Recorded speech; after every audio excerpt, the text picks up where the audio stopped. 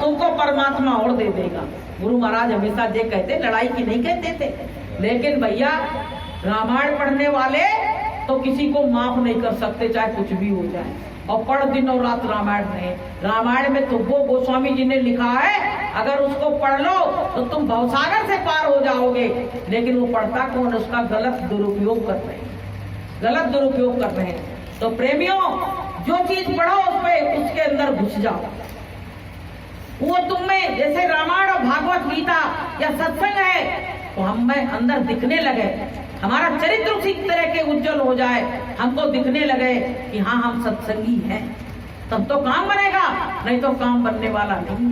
तो प्रेमियों की जाकी जैसी भावना रहती है, उसको उसी हिसाब से वो दिखता है कि जाकी रही भावना जैसी और प्रभु मूरत देखी दिन तैसी। जिसकी जैसी भावना होती उसी में वही चीज दिखती रहती है। तो प्रेमी भाई बहनों, हमको तुमको जो लालच, लोभ, माया, मोह धीरे धीरे हम नहीं छोड़ पाएंगे, लेकिन कोई और छुड़ाएगा।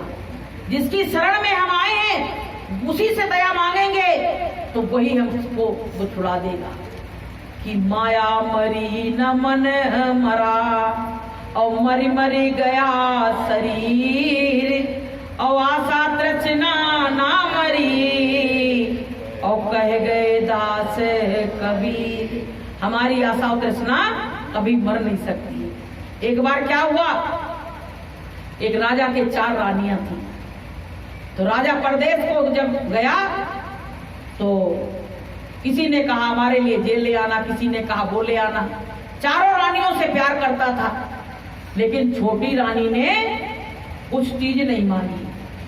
उसने एक लाल लिफाफे पे सा लिख के और भेज दिया। अब भैया वहां वो कहे कि इसका मतलब क्या है? लाल लिफाफे पे सा लिखा, कोई सामान नहीं लिखा, और रानियों ने जो बताया था वो तो राजा ने ले लिया, लेकिन क्या इसका अर्थ क्या होता है? तो कोई विद्वान आदमी ढूंढा गया, बोले कि इस पे सा जो लिखा है और लाल लिफाफा है, इसका मतलब इसकी कोई लालसा नहीं है, इसका मतलब यही है। अब प्रेमियों क्या हुआ, राजा सबके लिए सामान लाया। अब सब रानी बड़ी खुश, घर वाले बड़े खुश।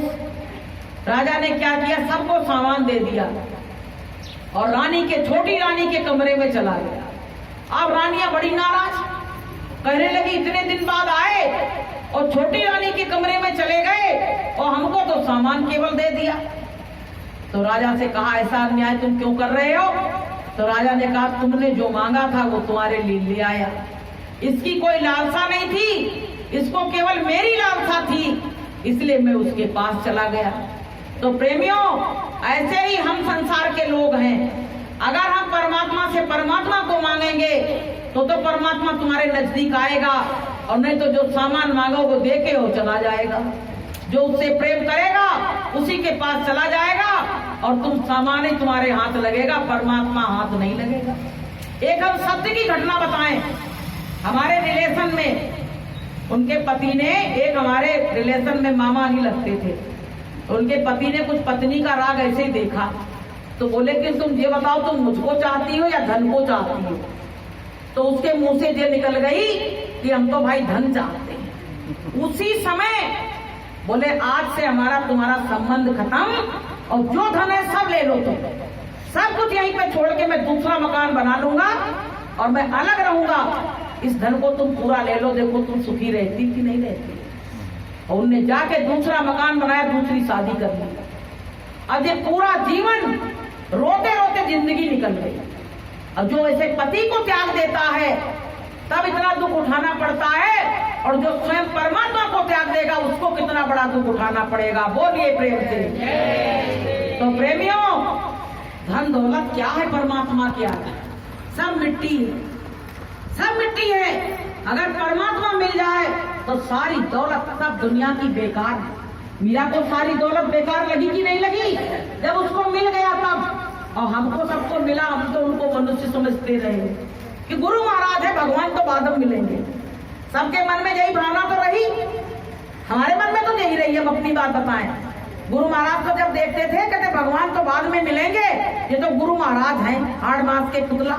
और जय में ही तो सब गड़बड़ हो गया कि गुरु को मानुष जानते और ते नर कहिए अंधे और होए दुखी संसार में और आगे जम के फंद।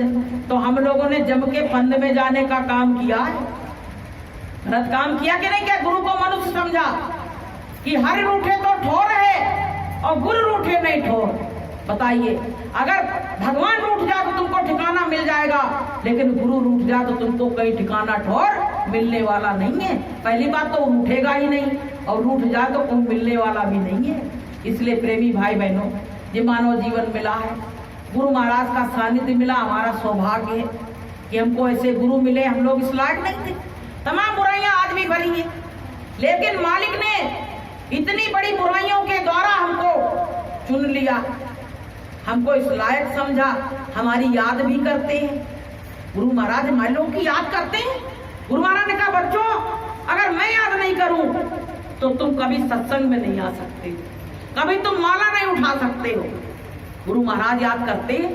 4 बजे आके गुरु महाराज रोज जगा जाते हैं। बताइए, कौन ऐसा प्रेमी है गुरु महाराज से कहे और गुरु महाराज जगाए नहीं? बताओ, कोई है ऐसा? कह दो बस खाली, वो अपनी ड्यूटी तुरंत पूरी करने आ जाएंगे। तो तुम्हारी उनकी बात हो रही तभी तो आते जगाने, दुनिया वालों को क्यों नहीं जगा रहे हैं? तो प्रेमियों, हमारा गुरु हमारी याद आज भी कर रहा है। हम अपने गुरु को भुला बैठे हैं, लेकिन गुरु ने हमको नहीं भुलाया। गुरु आज भी हमारी याद बराबर कर रहा है। तो प्रेमियों, ये जीवन जाने से पहले हमको जो करना सो कर लो। अंत समय में पता नहीं शरीर की क्या गति हो, कुछ नहीं कहा जा सकता है। गुरु महाराज कहते, सुमिरन करने से तुम्हारे तमाम कष्ट कलेश कटते चले जाते हैं। सुमिरन वो चीज है, वो धारदार तलवार है जिससे सब कुछ कटता चला जाएगा, तुम्हारे दुख संकट सब कटते चले जाएंगे। इस सुमिरन से सुख उपजे और सुमिरन से दुख जाए, और कह कबीर सुमिरन करे तो साईं में मिली जाए।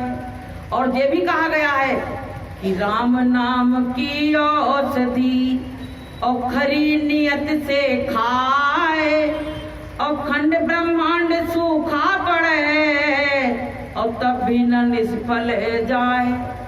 गुरु नाम की जो औषधि है, वो जो खरी नियत, अच्छी नियत से उसका सेवन कर रहे हैं, तो उनको कभी कष्ट कलेश आने वाला नहीं है।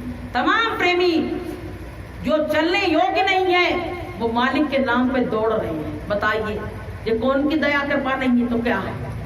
आपको बताएं, इनके स्कूल में एक टीचर है, उसको 4 mm की पथरी हो गई है, तो दर्द के मारे तड़प रहा है। सब डॉक्टरों पे गया, कहीं उसका बिल्कुल शांति नहीं मिल रही।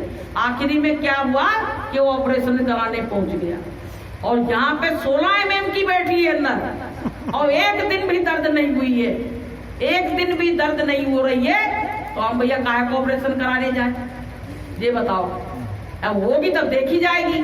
तो ये दया नहीं तो क्या है? दया नहीं गुरुदेव की तो और क्या है? प्रेमियों, होगा कुछ कर्म ऐसे होंगे, होगा वो काम, लेकिन गुरु महाराज कह रहे हैं, बच्चों जब तुम पे मुसीबत आती है तो हम पे भी मुसीबत आती है, हमको भी कष्ट होता है। अच्छा, बच्चा पे मुसीबत आए तो पिता पे तो पहले ही आ जाती है, पिता पहले ही घबराने लगता है। ऐसे प्रेमियों, हमारे कर्म कर जाए गुरु महाराज कटवा रहे हैं, लेकिन वो पता है वो धीरे धीरे सीधे सीधे हमको कटवा रहे हैं। धीरे धीरे गुरु महाराज ज्यादा दर्द नहीं होने देंगे, धीरे धीरे वो काम हो जाएगा। तो प्रेमियों, कोई बीमारी आ जाए कोई दुख नहीं है। कहा गया है कि चाहे कांटों पर मुझे चलना हो, चाहे छोड़ के देश निकलना हो, चाहे कांटों पर मुझे चलना हो, चाहे छोड़ के देश निकलना हो, पर मन नहीं डगमग मेरा हो, रहे ध्यान तुम्हारे चरणों में। पर मन नहीं डगमग मेरा हो, रहे ध्यान तुम्हारे चरणों में। मिलता है सच्चा सुख के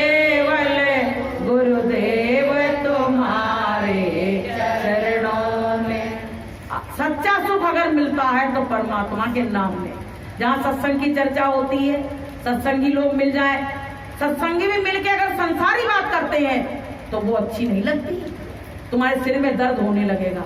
लेकिन संसारी सत्संगी मिलके और गुरु की चर्चा करते हैं तो तुम्हारे चेहरा खिल जाएगा, तुम कहोगे आज का दिन बड़ा अच्छा गुजरा। तो प्रेमियों, अच्छे लोगों की संगत में बैठो, देखो इसका रुझान परमात्मा की तरफ कितना है। जिसका जहां रुझान होगा वहीं तुमको भी ले जाएगा, वहीं ले जाएगा। तो प्रेमियों, जो सत्संग होते रहते हैं, ये क्या है, हमको मालिक से जोड़ने का काम कर रहे हैं, मेरे विश्वास को दृढ़ करते हैं ये सत्संग, कि हमारा विश्वास मालिक के चरणों में लगा रहे। नहीं तो अगर हम सत्संग में भी नहीं जाए तो एक दिन हमारे अंदर से सब मालिक का नाम खत्म हो जाएगा और हम किसी लायक नहीं बचेंगे। जैसे पागल लोग घूमते, एक मकबरा में इस समय आ रहा है तो वो बहुत माइंड से डिस्टर्ब है, तो वो ताली बजाएगा, कहीं कुछ करेगा, देखता रहता है, ऐसे करके देखता, अच्छा भला लड़का है, लेकिन देखिए उसमें आकाश तत्व की कमी हो गई। भाई किसी को कुछ भी हो सकता, किसी को हंसने वाला नहीं है, आकाश तत्व की कमी हो गई। अब उसका दिमाग डिस्टर्ब है, अब उसका कौन साथ देगा? उसका साथ अगर देगा तो परमात्मा ही दे सकता है, इंसान कोई साथ नहीं दे सकता है। जितने बिगड़ी बातें हैं सब बनाने वाला कारीगर यही है, और कोई दुनिया का कारीगर ऐसे काम को कर नहीं सकता है। तो प्रेमियों, हमारा गुरु जो है सबसे बड़ा कारीगर बन के आया, सबसे बड़ा रूहों का व्यापारी, सबसे बड़ा कारीगर। और तुमको किस चीज की जरूरत है कि मेरे गुरुदेव की मुझ पर नजर एक बार हो जाए, मेरे गुरुदेव की मुझ पर नजर एक बार हो जाए, लगा लूं धूल चरणों की, मेरा उद्धार हो जाए, लगा लूं धूल चरणों की, मेरा उद्धार हो जाए, मेरे गुरुदेव की मुझ पर नजर एक बार हो जाए। हमारे गुरु महाराज की नजर बस मेरी तरफ है। प्रेमियों, दुनिया चाहे जितनी नजर फेर ले, अगर परमात्मा नजर ना फेरे तो तुम्हारा कभी काम बिगड़ नहीं सकता है। दुनिया क्या है? दुनिया तो स्वार्थी है, आज तुम्हारे संग है तो कल किसी और के संग है। किसी को इस संसार में अपना मत समझना, यहाँ धोखा ही है। संतों ने कहा है कि यहाँ तुम सोच समझ कर रहना, यहाँ तुम सोच समझ कर रहना, ये तो गैल बहुत है टेढ़ी, ये तो गैल बहुत है टेढ़ी, गुरु की शरण पकड़ना, गुरु की शरण पकड़ना, यहाँ तुम सोच समझ कर रहना, यहाँ तुम सोच समझ कर रहना। कहते हैं यहाँ सोच समझ के रहो, यहाँ ठग है कि ठगों ने आन बिछाया जाल, यहाँ ठग सब घूम रहे हैं, प्रेम से तुमको जीत लेंगे और तुम्हें अपना बना लेंगे और परमात्मा की शरण से तुमको दूर कर देंगे। यहाँ ऐसे लोग घूम रहे, ठगियों का संसार है जी। लेकिन अगर इसमें नहीं फंसे तो तुम्हारा रास्ता क्लियर हो जाएगा, हरी झंडी मिल जाएगी। और नहीं तो प्रेमियों, कोई रास्ता क्लियर करने वाला। अगर एक बात बताओ, जब घर परिवार वाले ठोकर देते हैं तब तुमको भगवान की याद आती कि नहीं आती? और जब प्रेम करते हैं तब आती? तब नहीं आती। देखो मुंडी हिल रही। तो इसका मतलब ठोकर मिले तो ज्यादा अच्छा है, ठोकर मिले तो ज्यादा अच्छा है, क्योंकि कम से कम उस परमात्मा की याद तो आ रही है। अब प्रेम कर रहे हैं, बच्चे भी प्रेम कर रहे हैं, पति भी प्रेम कर रहा है, रिश्तेदार भी प्रेम कर रहे हैं। अब तो प्रेम के सागर में डूब गए, अब तो वो भवसागर की याद ही नहीं रह गई। अब क्या करोगे? तो प्रेमियों, जो प्रेम के सागर में डूब जाएगा संसार के, वो भवसागर में डूब जाएगा। ये हमेशा ध्यान रखना। कुंती ने भगवान से केवल दुख ही दुख मांगा था। क्यों? क्योंकि जब दुख के दिनों में वो भगवान हर समय उनके साथ रहते थे, सुबह शाम उनको नजरों से देखती थी। लेकिन जब महाभारत का युद्ध खत्म हो गया, जाने लगे, तो कुंती से कहा कुछ मांग लो बुआ। तो कुंती ने कहा मेरी झोली में दुख ही दुख डाल दो। बोले बड़े दिन के बाद तो सुख आया, अब फिर दुख मांगने लगी। तो बोले हाँ, हम दुख मांग रहे हैं क्योंकि जब दुख के दिनों में तुम 24 घंटे मेरे साथ रहे, अब तुम यहाँ से जा रहे हो, इसलिए हमको सुख नहीं चाहिए, हमको दुख चाहिए। बताइए। तो प्रेमियों, हमको तुमको भी अगर ठोकर लग रही ना घर से, तो घबराना नहीं। ये समझ लेना कि आज हमको ये दुख परमात्मा की देरी पे ले जाना है कि अगर तुमने ठोकर खाई न होती, अगर तुमने ठोकर खाई न होती, गुरुजी तुम्हारी याद आई न होती, गुरुजी तुम्हारी याद आई न होती। सब ठोकर खाए बैठे हैं गुरु के चरणों में। जितने लोगों पे दुख आई, मुसीबत आई, तभी तो गुरु दरबार में गए। और गुरु दरबार में गए तो गुरु से प्रेम हो गया। उनकी मनमोहनी सूरत है, वो जिसको एक बार नजर भर के देख लेते हैं वही गुरु का बन जाता है। बहुत लोग तो संसारी लोग पता क्या करते हैं, एक बार हमारे संग एक लोग गई तो कह रही हम भैया तुम्हारे गुरु के दर्शन नहीं करेंगे। हमने काहे को? बोली वो अपना बना लेंगे हमें तुरंत देखते ही। बोले इनकी मनमोहनी सूरत बता रहे हैं कि इनमें वशीकरण मंत्र है, ये आपको सबको अपना बना लेते हैं, हम भैया सत्संग में नहीं जाएंगे। तुमने कहा तो तुम आई काहे को थी यहाँ पे, आई काहे को? बोली हम दूर से सत्संग सुन लेंगे लेकिन सामने दर्शन नहीं करेंगे। हाँ, मेला देखने। तो बताइए, जो मेला देखने गए वो मेला के ही होके रह गए, जो गुरुदर्शन करने गए उनको ही तो गुरुदर्शन मिलेगा। बताइए, नानक जी से एक बार पूछा था तो नानक जी ने बोले कि सब इतने लोग आए हैं, सबको आप भगवान मतलब सबको मिल जाएंगे क्या? तो पता नानक जी ने क्या कहा था कि जो मुझ में भगवान देखेगा, जो मुझ में भगवान को देखेगा उसी को भगवान मिलेगा, अन्यथा ये सब मेला देखने आए, मेला देख के लौट जाएंगे। अब बताइए ये कितनी बड़ी बात है। ऐसे ही जो गुरुदेव से मिलने जाते थे मथुरा, उनको ही गुरुदेव मिलते थे, और जो केवल मेला देखने जाते थे जलेबी समोसा खाने, तो वो खा के ही रह गए। लोग मेला घूमने जाते थे, कहते थे मेला लगा है। दिसंबर के कार्यक्रम को लोग क्या कहते? मेला। बताइए, संतों के दरबार का मेला कह रहे हैं। तो प्रेमियों, जैसी तुम्हारी भावना रहेगी वही तुमको मिलेगा, उससे आगे कुछ मिल नहीं सकता है।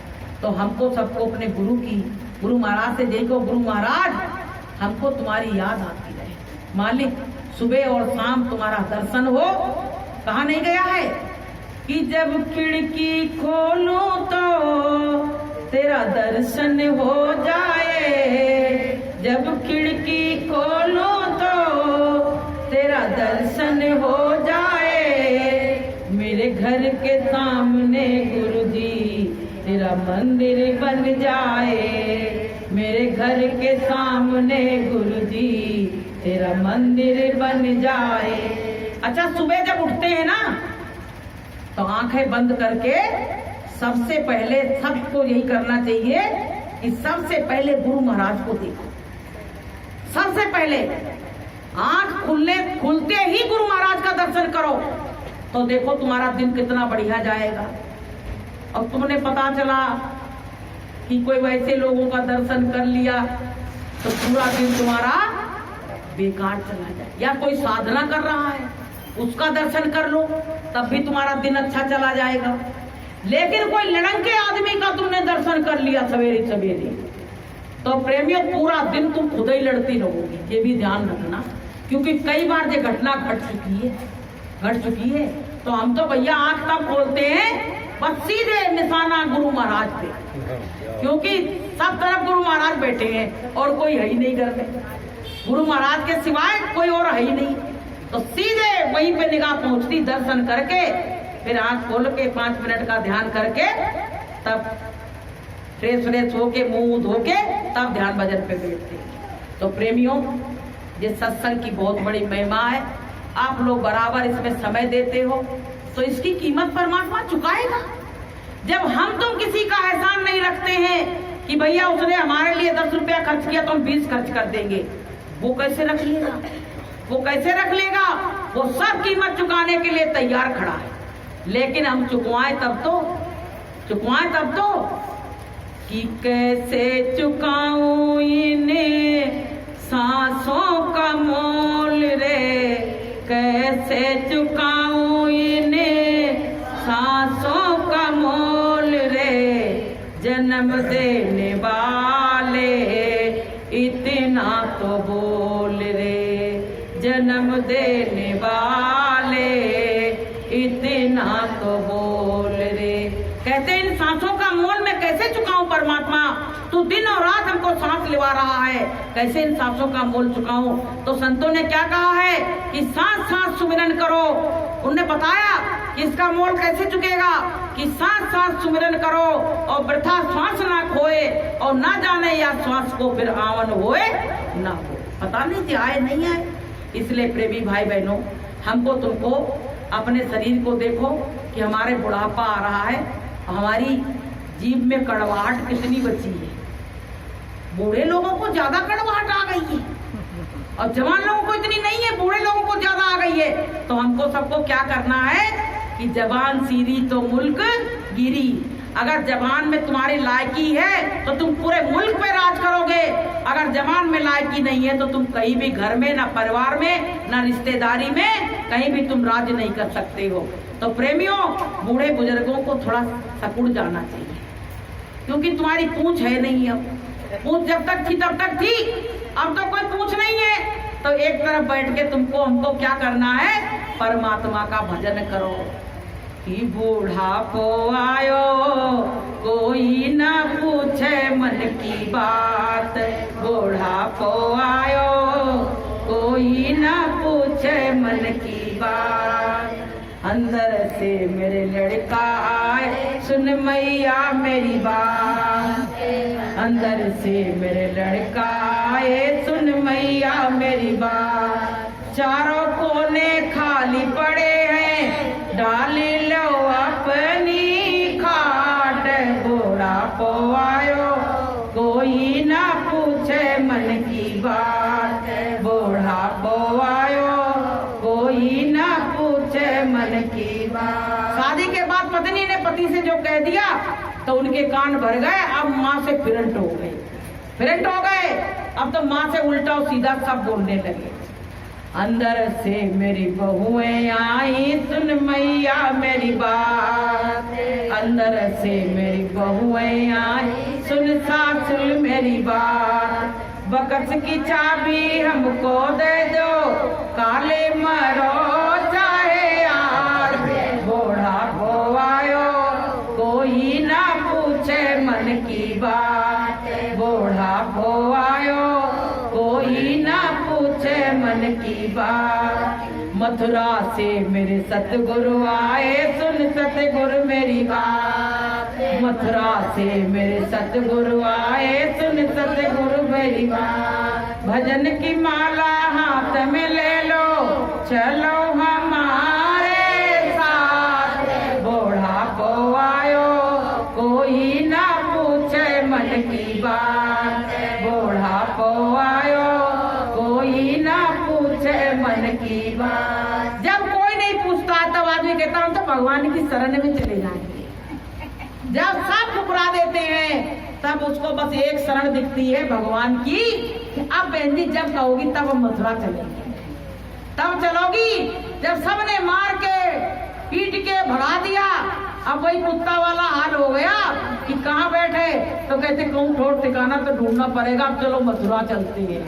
तो प्रेमियों, समय रहते ही चेत जाओ, जाग जाओ, किसी को दुत्कारने की जरूरत ना पड़े।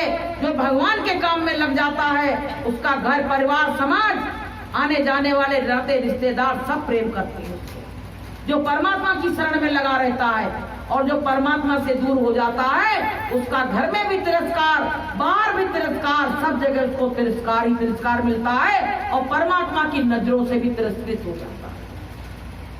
तो प्रेमियों, अब हम अपनी वाणी को विराम देंगे। थोड़ा ध्यान भजन के बारे में मास्टर जी बताएं।